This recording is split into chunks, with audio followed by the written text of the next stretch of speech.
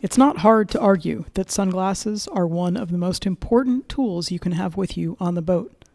But which sunglasses are the best? Hi, I'm Nika Waters and welcome to the Boat Galley podcast. Today I'm sharing some tips and tricks on how to choose the right sunglasses for you. Today's episode of the Boat Galley podcast is sponsored by FastSeas.com, budget-friendly weather routing and passage planning for cruisers by a cruiser. Plan your next passage using FastSeas.com. Whether you're after speed or comfort, FastSeas will find the optimum route to your destination. That's FastSeas.com. Use coupon code BG20 for an exclusive 10% discount. FastSeas, making weather routing simple. I had a text the other day from a friend of mine, and she said, "So, what sunglasses are the best?" I think she was thinking more in terms of what brand, because if you look out there, there certainly are some super high-end brands out there that people who have them talk about them as being the absolute best sunglasses there are. To me, though, the response was immediate. Susan asked, and I wrote back, I said, the first thing you need is to make sure your sunglasses are polarized. The second thing you need is to make sure you have 100% UV protection. And the third thing is, you got to make sure you have multiple pairs of sunglasses.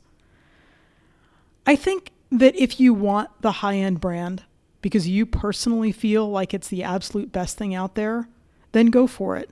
You're going to find people arguing about Maui Jims or Costas, and probably there are a couple other ones that I'm just not thinking of, but those are the ones that people talk about over and over again. Digression a little bit, I remember in high school when the conversation was about Oakleys and Ray-Bans. But my own personal feeling is that I've lost way too many pairs of sunglasses, both overboard and just from putting them down in the wrong spot and forgetting about them and forgetting where I put them, to think that spending well over $200 for a pair of sunglasses is a smart idea.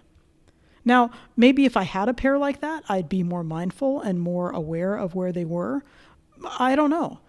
But I also know that those break. You might have an arm that snaps or the lenses falls out. And even if you are a big proponent of the most expensive pair of sunglasses that you can find, and I'm not saying that they're not good, not in the slightest. I've never owned a pair. I have no idea if they're good. I have to imagine they are very good. But I know for me, I have 3 pairs of sunglasses currently, each one of them left in a strategic spot, in the spot where I might use it the most.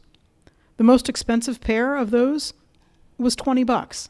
And yes, every single pair is polarized. When I lose a pair or something happens, I'll just get another one, and I don't have to worry about how much money I'm spending on it. Sure, there are sunglass leashes that you can buy, like Chums and Croakies, but they're not infallible. I've had them rip off on a high wind day. And though I will definitely put a pair of those Chums or Croakies on my sunglasses when we actually move onto the boat, when I have my sunglasses on all the time, I still maintain it's important to have extra sets of glasses. Another big question that people have, what tint do you want? Is yellow better for seeing reefs, or is blue better, or gray or brown? And again, I feel like this is a total matter of personal preference. Real quick research on this showed varying responses in terms of which tint actually helped you see better on the water. I do think you can spend absolute hours agonizing over which tint is the best for reading the water. And for those of you who don't know, reading the water is a navigation technique that has you relying on your eyes to discern the water depth by watercolor, which is absolutely prevalent in the Bahamas as well as other places around the world.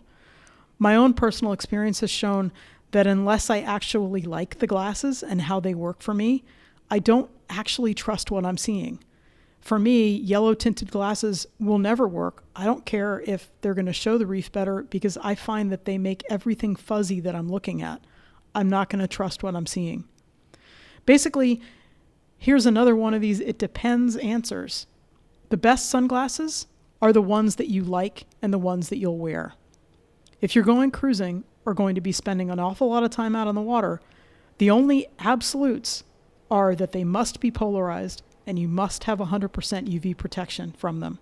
The rest of that, it's all up to you, your style, and your budget. Go get sunglasses, lots of them, put them lots of places, and make sure that you wear them all the time. I can't wait to see what sunglasses you've got with you when we share an anchorage somewhere. Thank you so much for listening to the Boat Galley podcast. Happy 2021 to all, and may we spend more time on the water next year than we did last year.